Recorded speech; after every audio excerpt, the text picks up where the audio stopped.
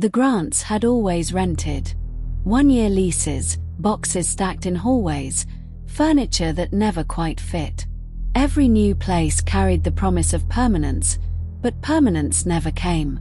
That's why the house at the end of Sycamore Lane mattered so much. It was supposed to end the cycle. Their forever home. Daniel parked the moving truck by the curb and turned off the ignition. The neighborhood sat in a late summer hush, the kind where cicadas buzzed but nothing else stirred. Rows of tall maples lined the street, arching overhead like a green tunnel. The house itself rose at the end. 2 stories, white siding, black shutters, a porch with a swing that swayed slightly in the wind. A picture book home. Maya stepped out of the car and shaded her eyes. She took in the siding, the trim, the way sunlight caught the brass numbers on the door. Her shoulders dropped, as though she'd set down a weight she'd been carrying too long. "This is it," she whispered. The children scrambled out. Noah dashed toward the porch, already imagining secret hideouts. Lily held her stuffed rabbit close and looked up as if the house might speak to her. Daniel fumbled with the keys, the realtor's voice echoing in his head. Character. History. Charm. It had been on the market longer than expected, which helped them get it at a price they could afford. The key resisted, then turned. The door creaked open, and sunlight poured through tall windows onto polished wood floors. The air smelled faintly of lemon cleaner, as though someone had just stepped out of the room. They carried in boxes, laughing at the echo of their voices in the empty space. In the kitchen, a wicker basket waited by the sink, tied with a bow. Inside, a candle, a bottle of wine, a card from the realtor. Beneath it lay a plain white envelope. No name. No stamp. Probably from a neighbor, Maya said. She slid her finger under the flap. Inside, 1 sheet of paper. Words cut from magazines and glued in neat rows. "Welcome home, Grants. I've waited for you. I can see you now." Daniel forced a laugh. Harmless prank. He checked the back door, then the locks on the windows. Secure. Everything secure. Maya folded the letter carefully, as if afraid to tear it. Her face stayed calm for the children, but her eyes lingered too long on the windows. That night, they ate pizza on the floor of the living room, surrounded by boxes and the scent of cinnamon from the gifted candle. The porch light glowed outside. On the mantel, the clock ticked in steady rhythm.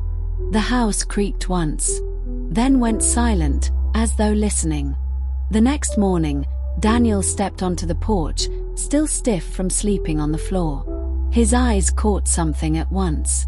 Another envelope. White. No stamp. He bent down, heart thudding, and slid it open. "The house is proud. It has waited since the last ones left.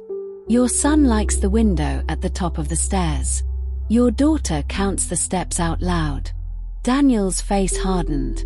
No one could have known that except someone close enough to watch. Noah had bounded up and down the staircase the night before, counting loudly. Lily had counted softer, almost whispering, while holding her rabbit. Maya read the note twice. Her eyes flicked to the windows. Her fingers shook slightly. Maybe a neighbor saw. "Then they were close," Daniel muttered. His jaw clenched. They called the police. The young officer who arrived stood in their doorway, flipping through the letters. His uniform looked almost too new. "Looks like a prank," he said. "New folks on the block. Someone wants to have fun." "Fun?" Maya snapped, her voice trembling. "Lock your doors. Keep the curtains closed. Call us if it escalates." That night, Daniel checked every lock twice. He moved through the hallways like a guard, flashlight in hand. The house creaked in new places. At 3 a.m., he thought he heard paper sliding against wood again. But he told himself it was the heating. At dawn, another letter lay under the front door. "I hear you at night. You talk softer when you're afraid." The neighborhood came alive that weekend. Children on scooters, dogs barking, neighbors trimming hedges. The Grants walked door to door, introducing themselves. Most people smiled. A middle-aged woman with glasses brought cookies. A man in paint-splattered overalls offered a spare ladder. Everyone said the same thing. Teenagers. Always teenagers. But across the street, the older man with the cane stood silent. "You're the new ones," he said flatly. "I'm Daniel," Daniel offered, forcing a smile. "This is my wife, Maya." The man's eyes didn't leave the house. "It remembers." Daniel frowned. "Excuse me." "The house. Some places keep things." He turned, cane tapping like a metronome. That night, after the children fell asleep, a new letter appeared. "Why do you close your curtains? The house doesn't like that. It wants to see you." Maya whispered into the dark, "Whoever you are, you don't get to decide what this house wants." But her words felt swallowed by the silence. The curtains stayed shut and the locks clicked twice each night. The quiet inside the house felt staged, like a room prepared for a performance no one had rehearsed. After midnight, Daniel walked the hallway with a flashlight, pausing at each door to listen. Pipes settled and would sighed, but beneath those familiar sounds he kept hearing something softer, like a person slowing their breath so they wouldn't be found. By morning, Maya forced a routine back into the rooms. Breakfast, school bags, reminders about homework, while her eyes tracked the windows and the gap in the front curtains. Noah stopped racing toy cars and began lining them in ruler-straight rows. Lily asked if the house had ears. Maya said no, and Lily whispered her questions to the rabbit instead. At dawn on the third day, Daniel found an envelope half under the front door. The message inside was short: "You are quieter now. Fear teaches manners." He read it twice, then set it beside the others on the kitchen table, careful not to wake the children. The letters pushed them into an argument they'd been avoiding. Daniel wanted cameras in every room. Maya said turning a home into a surveillance grid wouldn't stop whoever was doing this. It would only teach the children to live small. They kept their voices low, but every sentence landed with the thud of something heavier than words. A knock ended the debate. The sharp-eyed officer from before stood in the doorway. She listened without interrupting, then asked to walk the house again. Upstairs first, then the main floor, and finally the basement. The air changed 3 steps down. The stone walls held a damp chill. The old laundry sink wore a rusted ring like a bruise. In the far corner, half buried behind a leaning shelf, a narrow door showed a seam of paint where a knob should have turned but didn't. She braced her shoulder against it. Wood cracked along a hairline and a breath of colder air slipped through. When the door gave, it opened on a crawlspace, low, cramped, and lined with rough stone and dirt. The beam of her flashlight slid across scuffed joists and packed earth. 2 vents cut through the framing pointed toward the living room and the back stairs. On the beam near the threshold, shallow scrapes curled like fingernail marks. In the dirt lay the kind of disturbed patches you only get from knees and elbows. They didn't go in. They didn't need to. The officer photographed the scratches and the disturbed soil, then told them to reseal the door until a full inspection could be arranged. Daniel drove fresh screws through the frame and wedged a heavy board across the studs. When he stepped back, the door looked secure. It didn't feel that way. The house settled into late afternoon with a false calm. They kept the children close and tried to cook something simple for dinner. When the sun dropped, the rooms seemed to draw closer to their own walls. Daniel checked each camera feed: hallway, stairs, basement door. Nothing moved but dust drifting on the edge of the sensor's vision. At nightfall, the air shifted again. A thin draft licked along the basement floor. Daniel and Maya stood at the threshold and listened. Paper rasped against wood from the other side, then slid into view beneath the newly boarded door. The letter smelled faintly of damp stone. "You have not learned the house is quiet yet." Maya pressed her palm to the painted wood as if to test her own nerve. Daniel did the same beside her. The pressure that answered wasn't a push, it was the weight of someone resting their hand on the other side. Patient, confident, unhurried. They left the letter on the floor until the feeling passed.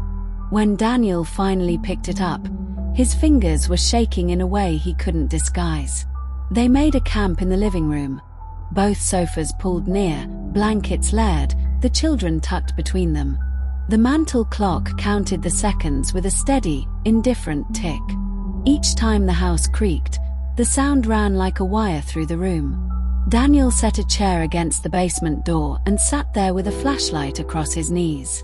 Twice he thought he heard tapping inside the wall by the stairs. 3 taps, a pause, 3 taps again.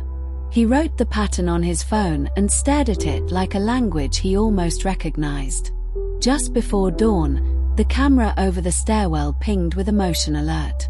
The feed showed nothing but the landing and an empty stretch of banister, but in the lower right corner, a dark smudge on the baseboard hadn't been there the night before.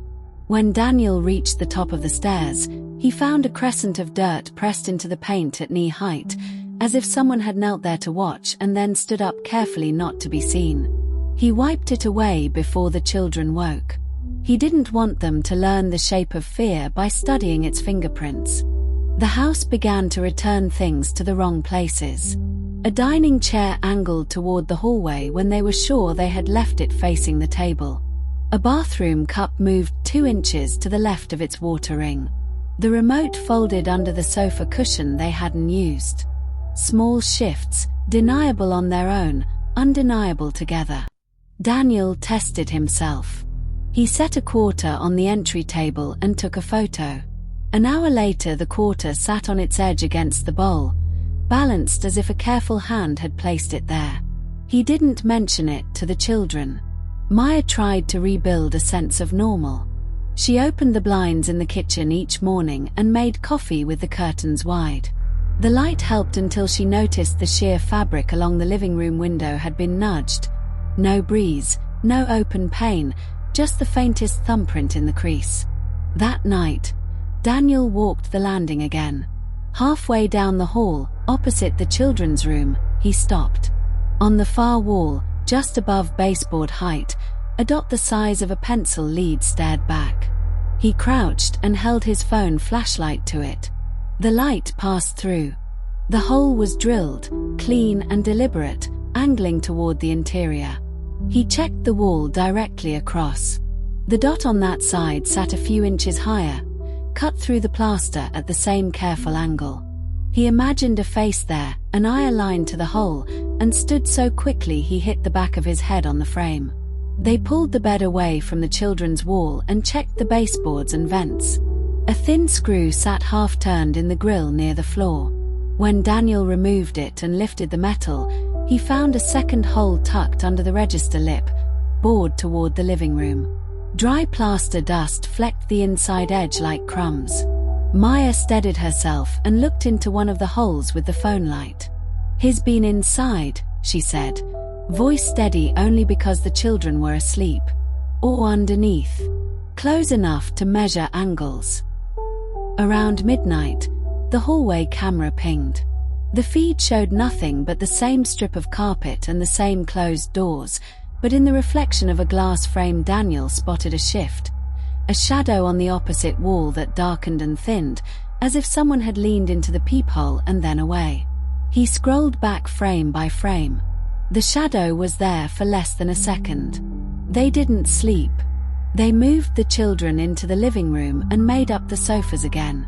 When they went back upstairs to fetch Lily's rabbit from the 3rd step, her new habit, the toy was already in Lily's bed. A white envelope lay on her pillow. The message didn't mention the house. It mentioned Lily by name. It described the pattern on her pajamas and the way she smiled in her sleep. Daniel carried the note to the kitchen in both hands, as if moving it too quickly might shake something loose. Maya read it once. "Call her," she said. 10 minutes later, the sharp-eyed officer answered on the second ring and said she was on her way. While they waited, Daniel went to the basement and checked the board he had screwed over the crawlspace door. Every screw was tight. The chair he had wedged under the knob was exactly where he had left it. He pressed his ear to the painted wood.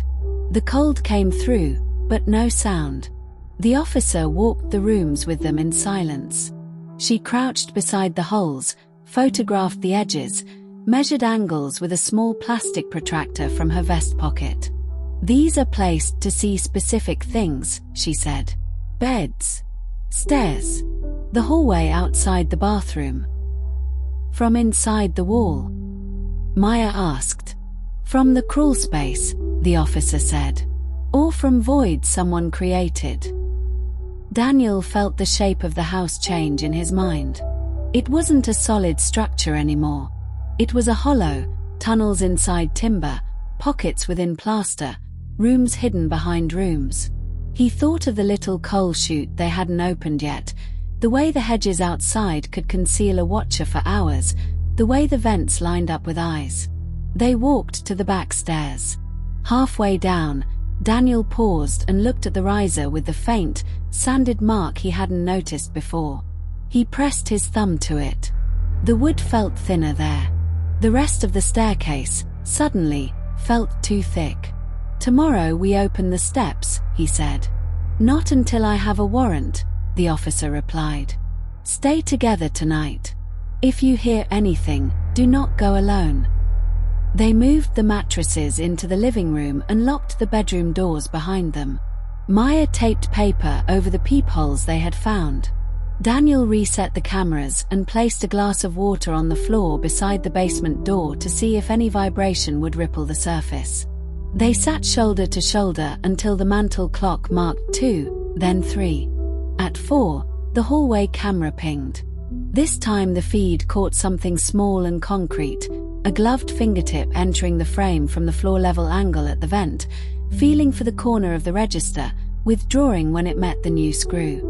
The image lasted half a second. It was enough. Maya called the officer again. "We have contact," she said. "He's still trying." The officer told them to wait and not to approach the basement. They waited because there was nothing else to do. Daniel stared at the water glass. The surface trembled once, the smallest ring, as if someone had tapped the wood just on the other side of the door. He put his hand on Maya's and felt her pulse keeping track for both of them. When morning came, the house looked the same as it always did. White light through the curtains, dust climbing the air, the ordinary opening acts of a day. The difference was invisible unless you knew where to look. Those pinhole eyes in the walls, the angle of a chair that wanted to watch, the knowledge that someone had mapped their life in degrees. Maya decided she needed facts. Not theories. Not feelings. Paper. After school drop-off, she drove to the town records office. Fluorescent lights. Beige walls. A clerk with a ring of keys and a cart of files. Maya gave the address. The clerk rolled out a thick folder labeled with old handwriting and newer stickers. The house had stood for a century. 3 families on record. Insurance claims for wind damage and a collapsed porch step. Permits for a kitchen update 25 years ago. Then a thin subfolder with photocopied police reports. Nighttime disturbances, unlocked windows they swore they had latched, missing items that turned up in other rooms. One report described footsteps on the back stairs when the house was empty. Another, older one, had a name underlined, Hargreaves. Maya read the oldest pages twice. The Hargreaves had a daughter who went missing in late autumn. Last seen on or about the back staircase. No suspect. No recovery. Notes in the margin mentioned structural voids and a coal chute access, then trailed into a scribble about private property rights and no further action. She asked for microfilm. The clerk pointed her to a reader and wheeled over a drawer. Maya threaded the film and scrolled past wedding notices and homecoming photos until she found it. A column with a black border. A school portrait of a girl with hair braided tight and a simple ribbon. The article said no evidence of foul play, then listed the street in a way that made the house sound like a distant relative, known to many, never to be blamed. On the way home, she stopped at the library. A volunteer historian kept a binder of unusual incidents clipped from the local paper. There were more references to the house than made sense, whispers of bad luck, watchful windows, and one long article about a neighborhood watch group that disbanded after unresolved tensions. Maya took photos of everything and emailed them to Daniel with the subject line, "You need to see this." The house looked bright when she pulled into the driveway. Too bright. A storm had scrubbed the sky clean and left the siding almost painful to look at. Inside, the rooms were in their places, but the feeling had shifted again. The living room chair that always faced the mantel was turned, by inches, toward the hallway. Lily's rabbit sat on the second stair, not the third, head tilted as if listening. Maya laid the copies on the kitchen table. Daniel read the missing person report 3 times. He tapped the handwritten note in the margin where someone had circled the words back staircase and coal chute. "That's not folklore," he said. "It's a map." They walked to the back stairs together. Halfway down, he paused. The riser at knee height had a faint scuff, a sanded patch the size of a thumb. He pressed his finger to it and felt a slight give. The board wasn't loose, exactly. It was thinner than the others, like someone had planed it to fit back after being pried away. Maya held up her phone flashlight and traced the seam where the tread met the riser. "There," she whispered. A nail head sat a shade off-center from the others. Its slot wore a different pattern, as though a different screwdriver had worked it. Daniel fetched a flat bar and worked gently until the wood sighed. The board lifted a fraction, then stopped against something solid. "Not tonight," he said, jaw tight. "Not without the officer." They put the board back and returned to the kitchen. Daniel spread out the papers and made a grid. Dates, names, notes about staircases, vents, and voids. He wrote coal chute in the margin and underlined it twice. Maya added peepholes and drew arrows from the hall to the living room and back stairs. They argued about what to do next. He wanted to rip open every inch of wall and step until there was nowhere left to hide. She wanted the police in the house before they touched anything that could be evidence. While they debated, Noah drifted in, looked at the grid, and asked if it was a treasure map. Lily said she didn't like that the lines pointed at her room. They packed the papers away before bedtime and tried for a normal evening. Pasta. A math worksheet. A cartoon. The house behaved. It creaked where old wood creaks. The clock kept time. The cameras showed empty rooms. At 9, Daniel checked the chair by the basement door and moved it a half-inch tighter under the knob. At 10, Maya taped paper over the 2 small holes they had found near the hall floor. She labeled the tape with today's date. At 11, the officer texted, "Waiting on a judge. Do not open anything yet." Sometime after midnight, the hallway camera pinged. Daniel stared at the feed. Nothing moved. Then a darker vertical stripe appeared near the baseboard by the vent, as if something inside the wall had pressed against it. The stripe vanished. The microphone picked up a faint scrape, the kind of sound that would hide under a blanket unless you knew to listen. At 2, Lily cried out in her sleep. Maya found her in the living room nest, sitting up, hands reached toward the stairs. "She's at the turn," Lily said, not quite awake. "She keeps going down but she never gets there." They settled her back to sleep with the rabbit tucked under her chin. Maya stayed beside her until the clock marked 3. Morning brought sunlight and neighborhood noise. A delivery truck. A jogger. A dog with opinions. Daniel called the officer and left a message asking for an update, then called a contractor who specialized in old houses. He left another message that carefully didn't mention crawlspaces or peepholes.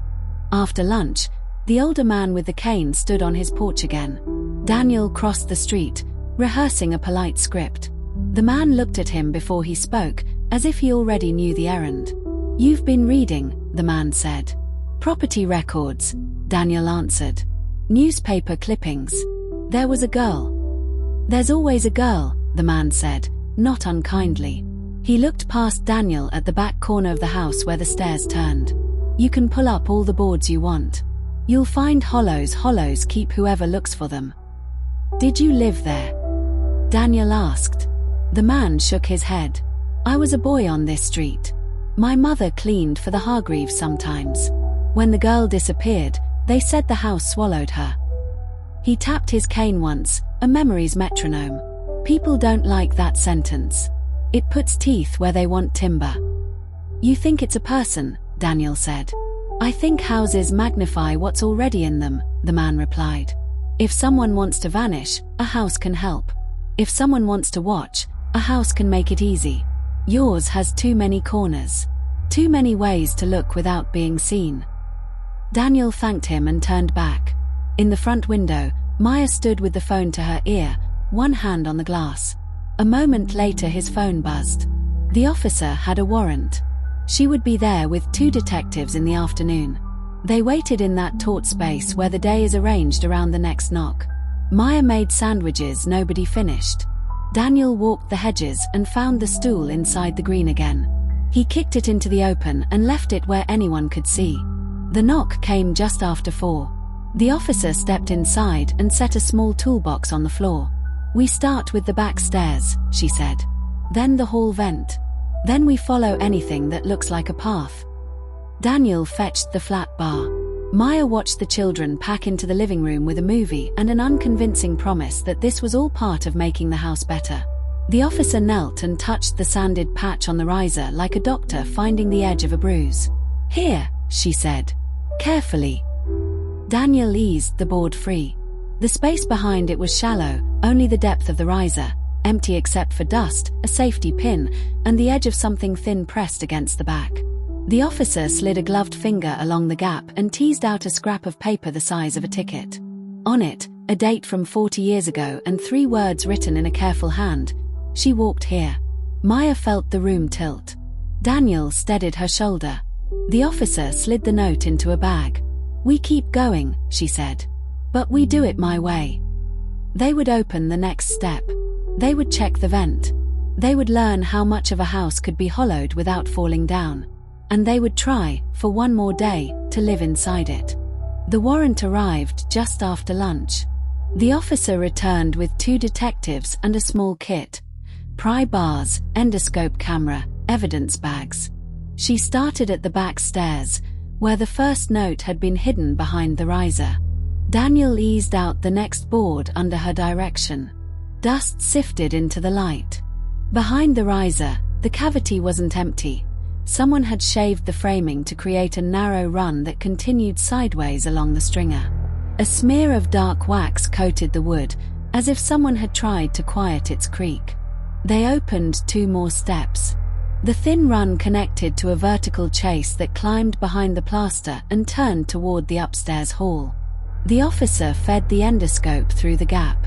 The camera screen showed a cramped shaft, old lath, the pale backs of nails, and, every few feet, a pinhole of light where the wall met a room. The holes were angled, each one lined up with a bed, a landing, a door. Maya stood very still. She didn't speak. The detectives marked each peephole with a tiny piece of tape. From the hallway, the dots looked like nothing. From the camera's view, they were eyes. They moved to the floor register near the bathroom. Daniel pulled the grill. Behind it, another pierced angle led to the living room. The camera slid forward until the screen framed the mantel clock from inside the wall. The view felt intimate and wrong, like stumbling into a mirror that could see back. "Follow the air path," the officer said. "It'll lead to a larger void."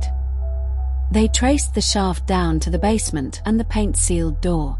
Daniel pulled the board he'd added across the studs. The officer cracked the door and aimed the camera low. The lens showed a dirt corridor with a gentle left bend, the ground smooth from knees and hands. At the end, a darker square waited.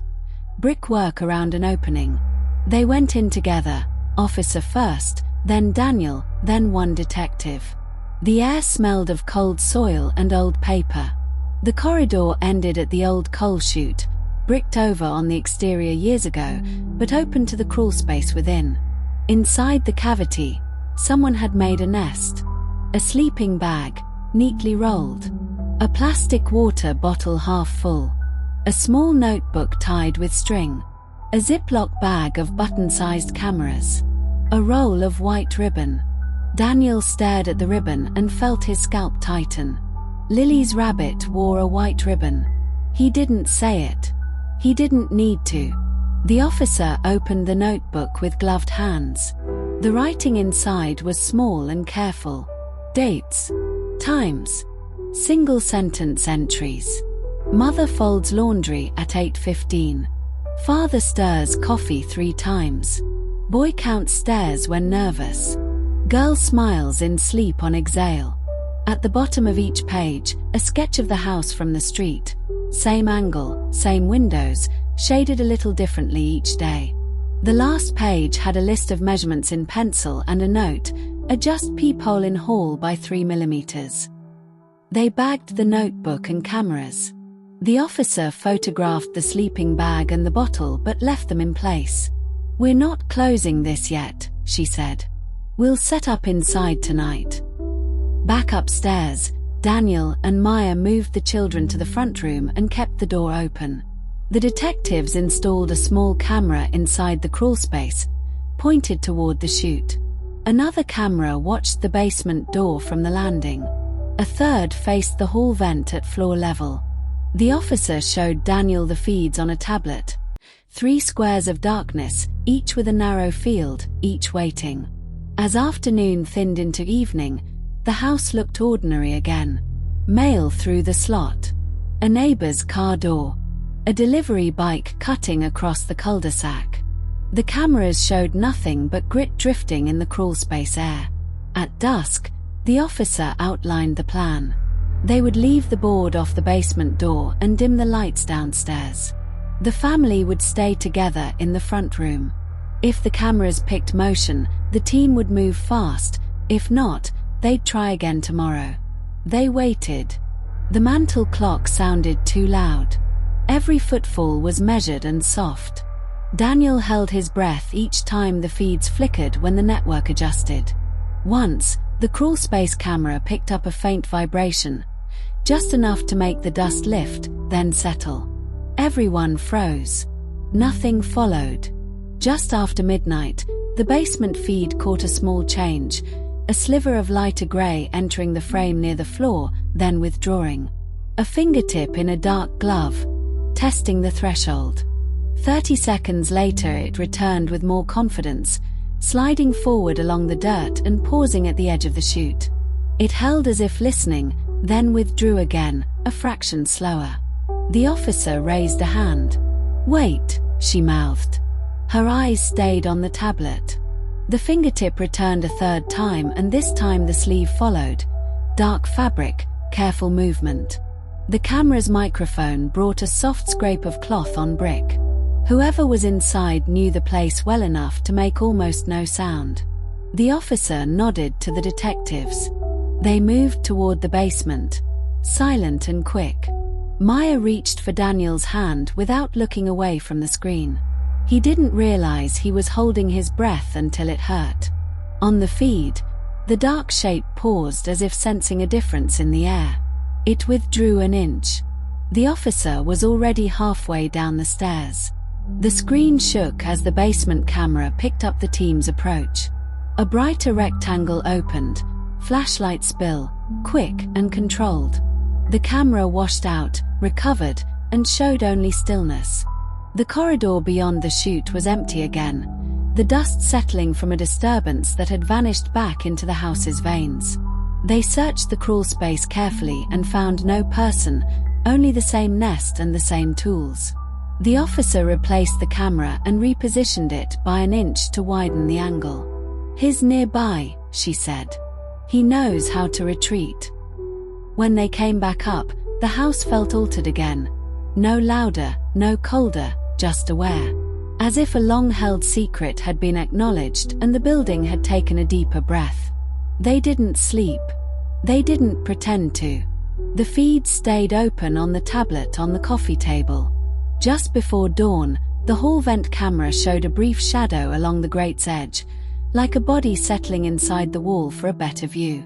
The officer didn't move. She recorded the time and the exact duration. "Tonight," she said, "we close the exits from outside." By afternoon, the officers had a plan to tighten the house from the outside. They mapped every vent and grate, every hatch and crawlspace window, and marked them for temporary covers. Daniel walked the perimeter with them and realized how many small mouths the house possessed. He had never noticed the old ash cleanout by the chimney or the clipped stub of an access panel under the addition. Places that made sense once you knew what to look for. Temporary plates went on over dusk. The screws bit into wood with an eager sound. Inside, the air changed, just enough to make the rooms feel sealed, like jars with their lids twisted on. Maya hated the feeling but understood it. The children kept close. Lily refused to go upstairs even to fetch a favorite book. Noah asked if they could sleep in the car. Daniel said no, and then wondered if that would have been safer. The house protested in small ways. The mantel clock began to tick louder, as if compensating for a missing frequency. The refrigerator hum took on a higher edge. The floor near the back stairs gave a slow complaint when anyone's weight passed over it, a complaint that was almost a voice. Just after 9, the tablet chimed. Crawlspace camera, a faint stirring, dust rising in a lazy spiral, then settling. They watched without breathing. Nothing followed. At 10, a letter slid into view under the basement door, as if someone had timed the act to the moment the house felt most still. This one wasn't ransom paper. It was handwritten, a tidy, even script that looked like a person had practiced every letter. "You keep me out of the air, but not out of the wood. Houses don't end at doors." Daniel bagged the note without reading it aloud. Maya gathered the children closer and put on a film with the volume just high enough to cover a whisper. At 11, the upstairs hall camera captured a new detail. A pinhole near the bathroom that they had missed, a black dot just above the baseboard, at the perfect angle to see the hallway mirror. Daniel had walked past that spot 100 times. The hole had either been there all along or had appeared with obscene patience. He taped it closed. He taped the mirror edges, too, until the glass looked like a broken window made safe for removal. Midnight came. The officer took a rotation on the basement stairs with one detective while the other sat by the tablet in the living room.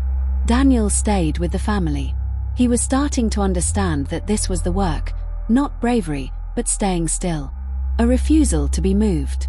Somewhere between 2 and 3, the hall vent feed pulsed. A shadow pressed across the metal and held there. The officer signaled with a small nod, and the detective moved to the basement quietly. They waited for a pattern, for the rhythm that had slipped out of reach the night before. It came at 3:17. A fingertip appeared at the crawlspace lens. It tested the frame, withdrew, and returned slowly.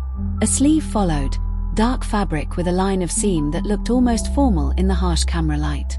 Then half an arm, weight settled on the elbow, careful, practiced. Dust lifted and drifted in the wake of the movement like smoke in reverse. "Go," the officer said. She took the stairs in controlled, short steps. The second detective slipped around the back to cover the old ash cleanout and the clipped access panel.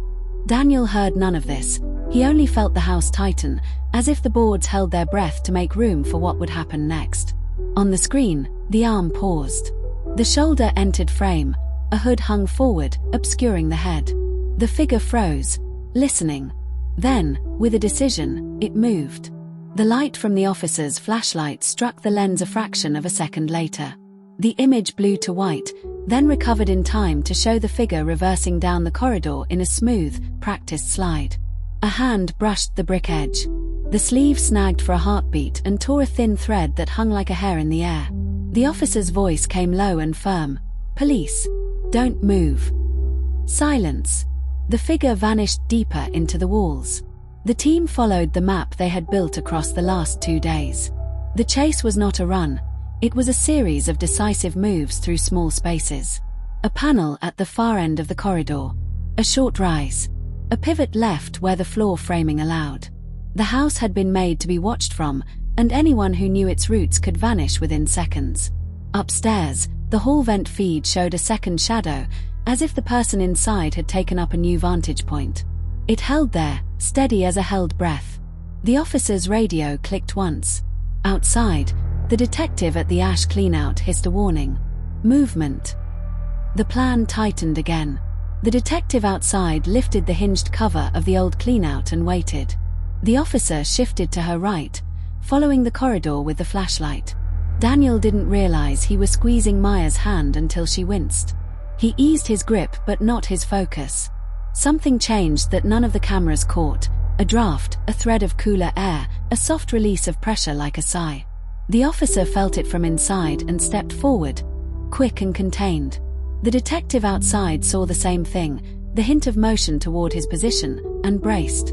For a heartbeat, the house seemed to make a sound none of them had heard, a low, cavity-deep groan that vibrated the studs and the space between them. The detective outside flipped the cleanout open and reached in with a gloved hand. Something brushed his wrist and withdrew. The officer swung around the corner in time to catch the figure half-turned, eyes visible in the spill of light, human eyes, and nothing else, but it was enough to mark the reality of it. "Hands," she said. "Now." The figure vanished again, and the pursuit resolved down and left, toward the old coal chute. They didn't catch the person that night. They chased them through an old house that had been redesigned to hide, and the house helped its keeper. But the team learned the routes. They measured distances. They blocked one more exit. And by morning, they knew exactly where to stand. The team came back at dusk with a refined plan. They had mapped the crawl space like a grid and identified funnels, places where a person would have to pass if they wanted to move between vantage points. The idea was simple: box the routes from both ends and force a choice. Maya kept the children in the front room with a neighbor she trusted and told them it was a movie night at Ms. Alvarez's. She and Daniel returned to the house and waited for the text that said the children were asleep. The officer checked each exterior plate and each interior camera angle. She positioned one detective at the ash cleanout, another at the clipped access under the addition, and a third, called in for the night, inside the basement to the right of the coal chute with a second camera ready to hand off. At 11:43 p.m., the hall vent camera caught the same darkening along the grate. At 11:45, the crawl space lens showed the fingertip again, but this time it didn't withdraw. It inched forward and stayed, as if the person had adjusted to the bright angle and changed tactics. "Hold," the officer said. "Let him commit." The sleeve came next, then the shoulder, then the bowed head. The hood shadowed the face. The figure paused and brought one hand to the edge of the brick, steady, confident, practiced. The movement had no rush in it. This was someone who believed the house would always give them time. The officer moved. The basement detective reached the chute in 3 steps. Outside, the clean-out detective lifted the lid and held. The officer's light cut across the figure, catching a white half-mask shaped like a theater prop, the kind that covers the upper face and leaves the mouth exposed. The mask turned toward the light. "Don't move," she said. The figure froze for a half-second and then did what they had done for years, retreated into the route the house had made. They slid back, pivoted left, and went up through a shaft behind the stairs. This time, the shaft ended under a plate. The outside detective secured it tight an hour earlier. The figure redirected right toward the old access under the addition.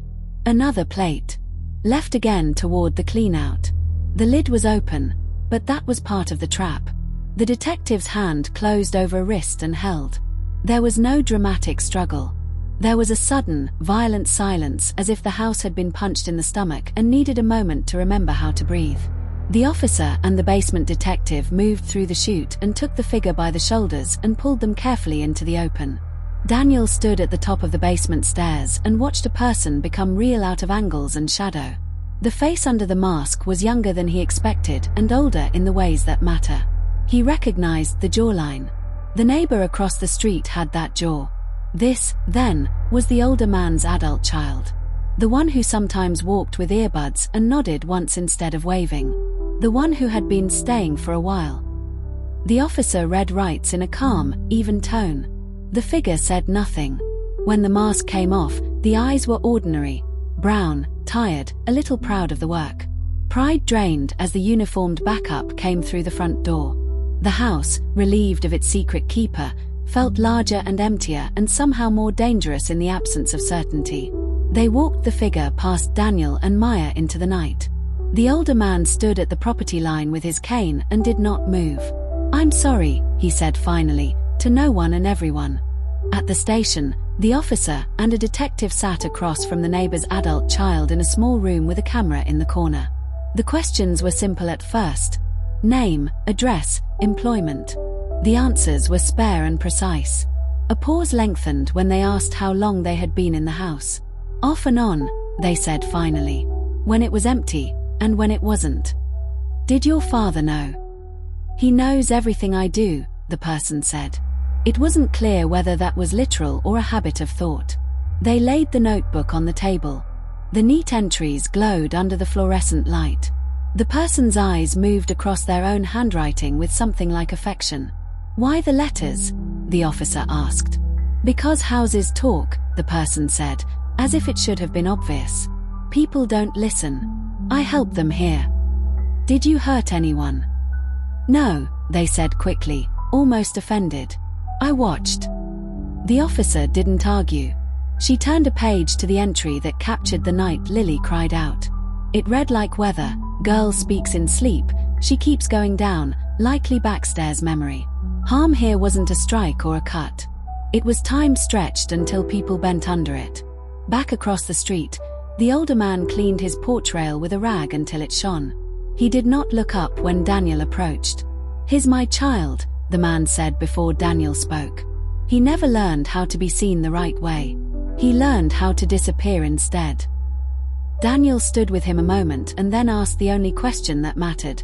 "Do we sell?" "You do what lets your children sleep," the man said. "Sleep is the only wealth." Maya met Daniel at the door with a new note bagged and tagged by the officer's team. It had arrived on the kitchen counter while the house was full of police. The same neat hand. A simple line. "I miss you when you're quiet." "Someone else?" Daniel asked. "Or he planted it earlier and timed the delivery," Maya said. They looked at the hedges and at each other and understood that certainty might not return, even if safety did. They began to pack that night. The children helped without questions. Lily placed the rabbit in a box labeled first room. Noah packed his cars in order, a ritual he could control. They sold the house in 2 weeks. The price was fair.